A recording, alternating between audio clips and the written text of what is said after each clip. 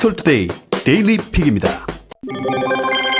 K-팝 스타 방탄소년단, 즉 BTS를 주제로 한 첫 대규모 국제 컨퍼런스가 열렸다고 합니다. 지난 4일과 5일 영국 런던 외곽 킹스턴 대학교에서는 방탄소년단 글로벌 학제간 컨퍼런스 프로젝트라는 이름의 학회가 개최됐다고 하는데요. 방탄소년단에 애정을 지닌 세계 각국 연구자들이 함께 모여 방탄소년단 현상을 학술적으로 분석하고 교류했습니다. 행사를 주도한 콜레트 발메인 킹스턴대 영화 미디어학부 교수에 따르면 컨퍼런스에서 발표자만 140여 명에 달했습니다. 발메인 교수는 지난해 8월 초 학계와 소셜미디어를 통해 논문 발표 요청을 보냈고 200건이 넘는 논문 초록이 모였습니다. 세계 30개국에서 자발적으로 모인 참가자들은 문화연구, 심리학, 인류학, 예술이론, 국제관계학 등 각종 영역을 망라했는데요. 연령대도 학부생부터 대학 교수까지 다양했다고 합니다. 이들은 방탄소년단의 음악과 영상 등 콘텐츠를 다양한 학문 관점에서 분석하는 것은 물론 팬덤 문화, 마케팅, 공공외교, 젠더 등 관점에서 방탄소년단 현상을 들여다봤습니다. 이지영 세종대 교수는 기조연설에서 방탄소년단과 아미는 사람들의 갈망과 변화하는 세계의 미묘한 진동을 감지할 수 있게 해주는 지진계 같다며 방탄소년단의 여러가지 성공 요인은 전 세계 사람들이 열망하는 변화의 방향과 어쩌면 우연히 일치했다고 할 수 있다고 분석했습니다.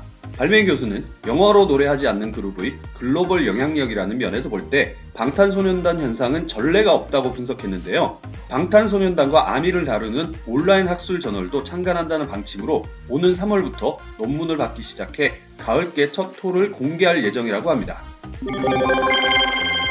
1인 미디어 시대를 열었던 유튜브가 이번에는 불신 시대를 맞이했습니다. 노컷뉴스의 보도인데요. 유튜버 알뚜엣이 투엣 증후군, 일명 T장의 증상을 가장했다는 고백한 가운데 국내 주요 유튜버 콘텐츠인 먹방까지 편법 이용에 몸살을 앓고 있습니다.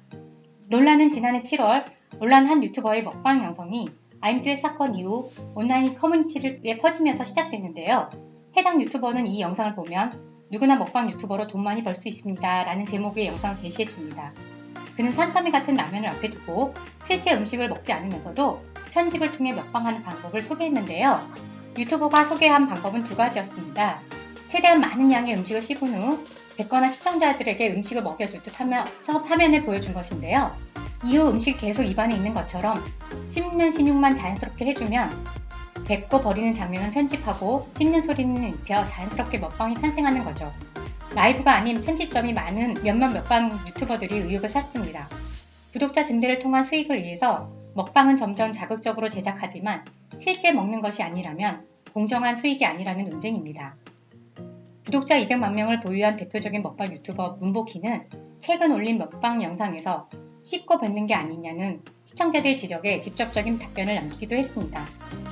문보키는 씹뱉한다, 즉 씹고 뱉는다는 댓글이 많아서 오늘은 편집을 최소화한다며 씹다가 외부 소음이 발생하거나 오래 씹으면 입에 너무 묻거나 질척이게 먹을 때도 깔끔을 위해 잘라내는 경우가 있다고 편집 이유를 구체적으로 밝혔네요. 이어 정말 음식 먹는 걸 좋아하기 때문에 절대로 먹다가 뱉거나 음식을 버리는 일은 상상을 해본 적이 없다. 최근 들어 너무 많은 분들이 씹뱉이 사실이냐 공격적인 댓글을 달아 이렇게 이야기했다. 제 진정성이 의심받는 것 같아 슬프다고 강조했습니다. 이에 최초 논란이 시발점이 된 유튜버는 내 의사와는 다르게 왜곡돼 정직하게 방송하는 몇몇 먹방 유튜버들이 오해를 받고 피해를 끼친 것 같아 죄송하다며 이러한 것도 있다는 것 알리기 위해 좋은 취지에서 영상을 찍었고 너무 색안경을 끼지 말아달라고 입장을 밝히기도 했습니다. 유튜브의 파급력이 점점 높아지는 만큼 유튜버 개개인의 도덕성이 맡기기보다는 적절한 규제를 통해 검증력을 높일 방도를 찾아야 된다는 의견도 나오고 있습니다. 현금 없는 사회로 가는 길에 속도가 붙고 있습니다. 데일리한 보도에 따르면 금융권이 비용 효율성 차원에서 자동화 입출기 처리 방안을 고심하고 있는데요. 디지털 금융 확산에 따라 ATM 이용 거래액과 기기 철수도 가속화되는 상황이라 수익성 차원에서 일부는 수수료를 높이는 방안을 실행하고 있습니다.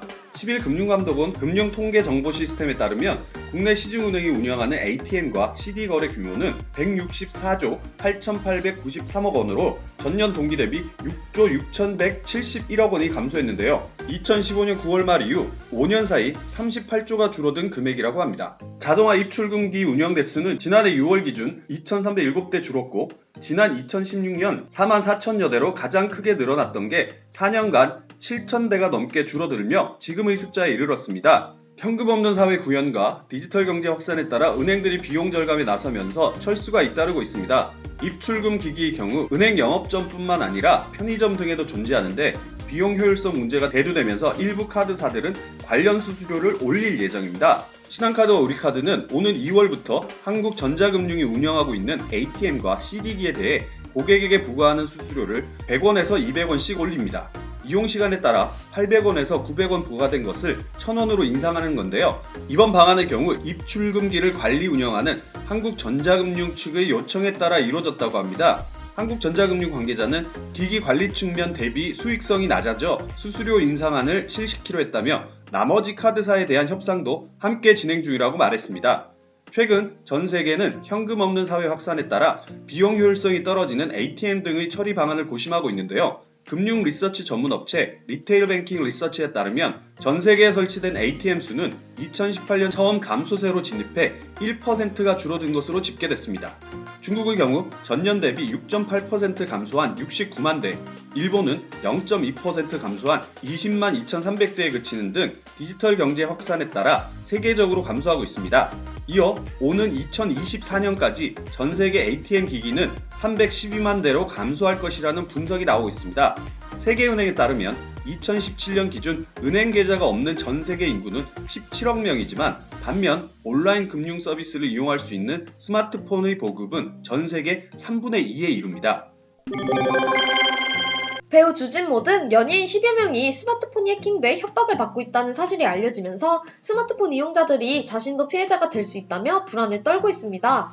머니투데이에 따르면 구체적인 범죄 수법에 대해선 아직 경찰 조사가 진행 중이나 협박범들이 휴대폰과 연동된 클라우드 서비스를 노렸을 가능성에 무게가 실리고 있다고 하는데요. 클라우드는 스마트폰을 바꾸거나 분실했을 때 편리한 서비스입니다. 휴대폰 속 데이터를 쉽고 편리하게 저장하고 옮길 수 있어서인데요. 이 때문에 많은 이용자들이 휴대폰 데이터 백업 용도로 클라우드를 이용합니다. 누구라도 휴대폰 데이터 랜섬 범죄의 피해자가 될 수 있다는 뜻이죠. 휴대폰 데이터를 실시간 백업받는 용도로 활용되는 클라우드 서비스는 구글, 삼성 클라우드, 아이클라우드 등이 대표적입니다. 클라우드에 실시간 백업받을 수 있는 데이터는 다양하고 이용자들이 선택할 수 있는데 연락처, 문자메시지, 휴대폰으로 촬영한 사진, 동영상, 스케줄 등 민감한 사생활 정보들이 대부분으로 한번 유출되면 치명적일 수밖에 없습니다. 그렇다면 이런 클라우드는 어떻게 해킹하는 걸까요? 우선 클라우드 서버를 직접 노리는 경우가 있습니다. 서버를 해킹한 뒤 직접 데이터를 빼가는 수법이지만 운영사들이 다중보안 체계를 두고 있는 상황에서 무모한 방법입니다. 이보다는 기존에 노출된 아이디와 비밀번호를 이용해 클라우드 계정에 접근했을 가능성이 높다는 게 전문가들의 중론인데요. 많은 이용자들이 동일한 아이디와 비밀번호로 여러 사이트를 이용합니다. 때문에 다른 곳에서 아이디와 비밀번호를 빼는 뒤 클라우드 계정에 접속했을 것이라는 게 전문가들의 진단입니다.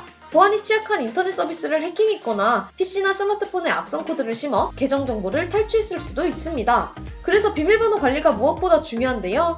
여러 웹사이트에 로그인할 때 서로 다른 비밀번호를 써야 하지만 쉽지 않습니다.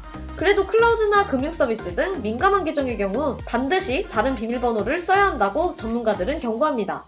클라우드 서비스를 보다 안전하게 이용하려면 이중인증을 받는 것이 좋은데요. 아이디와 비밀번호만으로 클라우드 계정에 접속할 수 있다면 언제든 유출 피해를 당할 수 있기 때문입니다. 이중인증은 클라우드 서비스에 접속해 백업 데이터를 복사하거나 보려면 휴대폰 인증 혹은 이메일 인증 등을 추가로 받을 수 있는 걸 말합니다. 성인 사이트 방문 사실을 공개하겠다는 내용을 담은 악성 코드 이메일이 급증하고 있습니다. 이스트 시큐리티 등 보안업계에 따르면 1월 들어 이메일 보안 솔루션의 스팸 필터를 우회하는 혹스메일이 대량 유포되고 있습니다. 2018년부터 급증한 혹스메일은 불특정 다수에게 전달되며 성인 사이트 이용 여부를 알리고 비트코인을 지불하지 않으면 해당 사실을 외부에 알리겠다는 협박 내용을 담고 있다고 하네요. 보안업계에선 1월 들어 혹스메일 내 비트코인 주소에 약 1,000만원 규모의 비트코인이 입금된 것으로 파악했습니다. 올해 들어 확인된 혹스메일은 지난 2018년 유포됐던 혹스메일과 유사한 내용이지만 스팸 메일 필터를 우회하기 위해 윈도우 문자편에 라틴 문자를 사용한 것이 특이점입니다. 라틴치 알파벳을 활용해 보안 장벽을 허문 건데요. 업계에선 혹스메일을 클릭, 본문 내에 URL을 클릭하거나 자료를 다운로드 받을 경우 악성 코드가 삽입될 수 있어 바로 삭제하는 것이 안전하다고 조언합니다. 이스트 시큐리티 관계자는 이메일 보안 장비를 우회하기 위해 표기 방식을 바꾼 것으로 보인다면서 메일 수신자는 혹스메일을 보면 바로 삭제해야 하며 당분간 유사한 내용으로 지속 유포될 것으로 보여 각별한 주의가 당부된다고 밝혔습니다. 또 다른 보안업계 관계자 역시 사설 서버, 즉 VPN을 통해 해외 성인 사이트를 이용하는 이용자들이 늘어나고 있어 이를 역추적, 혹스메일을 전송하는 해커가 확인되고 있다면서 VPN 사용을 자제하고 검증되지 않은 사이트는 방문하지 않는 것이 안전하다고 조언했습니다. 인체의 장기를 구성하는 세포를 배양해 칩 속에 넣은 장기칩이 상용화되고 있다고 합니다. 아시아경제 보도인데요. 인간의 질병을 치료하는 연구, 즉 신약 개발 연구에는 직접 인간을 실험할 수 없습니다. 대신 동물을 사용한 동물 실험을 하는데 동물 실험을 통한 데이터를 근거로 인간에게도 엇비슷하게 적용되리라 예상하는 겁니다. 동물이 가진 유전 현상, 물질 및 에너지 대사 등이 인간과 기본적인 시스템이 같다는 전제를 바탕으로 이뤄지는 거죠. 신약을 개발하기까지는 여러 단계를 거쳐야 하는데 우선 후보물질을 발굴하고 원천 기술을 연구하는 탐색 단계를 거쳐야 합니다. 그 다음에는 개발 후보물질을 선정하는 단계가 있습니다.